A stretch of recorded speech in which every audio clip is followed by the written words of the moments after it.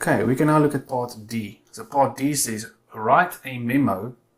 So your format is important for memo. You'd say to management in this case, from, and call yourself CTA student or candidate. Guys, please don't ever write your real name. Subject. They tell you write a memo to management of Hercules in which you discuss any concerns in respect to the financial account decision to submit 8.5 million as an estimated taxable income for the 2019 year of assessment. Okay, so this was about that provisional tax. Okay, so guys, that's basically just to get your marks there for a memo. Now, important. Let's quickly talk about this question. So I'm going to remind you that this is the one where 1st of December 2018 the tax year starts, ends on the 29th of November, 30th of November, and here on the 25th of November they want to submit their second provisional. Now remember, the second provisional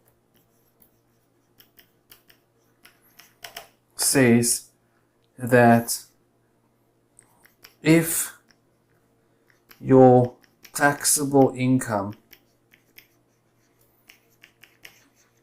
exceeds 1 million, the minimum to avoid penalties is 80% of your actual taxable income. Now obviously you'll only determine your actual taxable income after year end when all your accounts are finalized, but they're trying to tell you to make it as accurate as possible. You've got a 20% error rate. Now let's just go back to this question. In this question there's two situations, or in this scenario there's two situations. This is the one where they say they're not sure if this customer's contract is going to be concluded. If it is concluded, they'll have 12.5 million rands taxable income, and if it's not concluded, they'll have 8.1 million rands. The financial accountant has suggested they submit 8.5 million rands as their estimate. So if contract concluded, then the taxable income will be 12.5 million. If not, then it's 8.1 million. So, for this second provisional tax return, if they want to avoid penalties, they have to submit an estimate which will end up being 80% or more of the actual taxable income. So that would mean that if the contract was concluded, 80% of that will be 12.5 million. So 12.5 million times 80%, sorry, is 10 million. And if it is not concluded, it is 6,480. So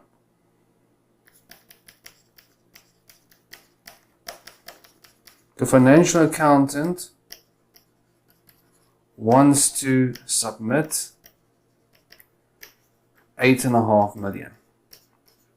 So if the contract is not concluded, this is what 80% of the taxable income will be. So this 8.5 million will be fine if they submit it. There's no problem.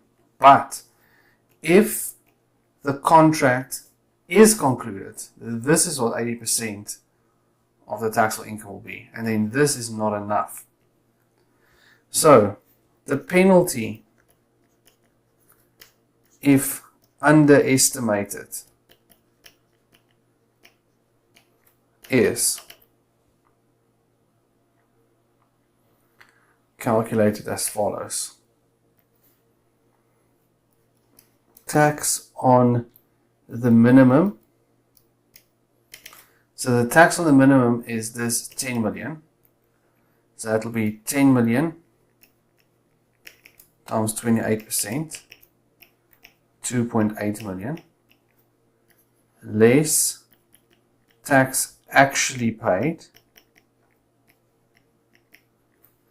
So for the first provisional, the tax that they would have actually paid is 1190.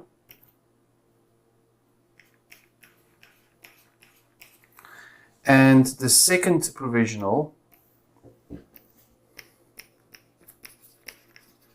will then be 8.5 million times 28%. So that is your tax for the year. So 2,380 less the first provisional. Because remember, the first provisional is for the first 6 months, and the second provisional is for the next 6 months. So 8.5 million times 28 is for the whole year. You deduct what you've already paid for the first provisional, and in this case that is also 1190 that's left, because both the first and the second is based on 8.5 million. So 1190. So that means the total that you've already paid is 2,380. So the difference between the 2.8 million, which is the tax on the minimum amount, 2.8, less the tax that you would have paid if you submit 8.5 million, the difference between those two amounts is 420,000, and the penalty is 20% of that amount. So 84,000 rands. So what we're saying is, if you choose to pay 8.5 million rands or submit 8.5 million as your estimate, there is no problem if the contract is not concluded. But if the contract is concluded and your minimum should be 10 million, then you're going to end up with a penalty of 84,000 rands. Now, if I just take you to the solution, as the solution indicates to you, paragraph 22 of the full schedule tells you that if you can prove to the commissioner that the reason why you underestimated the amount is justified, then they can waive that penalty. But that's a submission that you would have to make to the employer, to the commissioner of SARS. So let's look at it. So here's your memo format. 1 mark. Okay, so the second provisional tax payment can't be later than the end of the tax year. Okay, 1 mark. Paragraph 21 tells you that the minimum second provisional tax payment is no less than 80% of the actual taxable for the year. So if the contract is concluded, that's 10 million, and if the contract is not concluded, that's 6,480.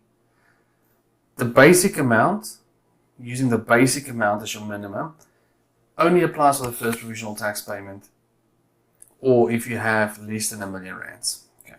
So if you submit 8.5 million, it will be insufficient if the contract is concluded, because it should be 10 million, and it will be sufficient if the contract is not concluded, because that's 6,480.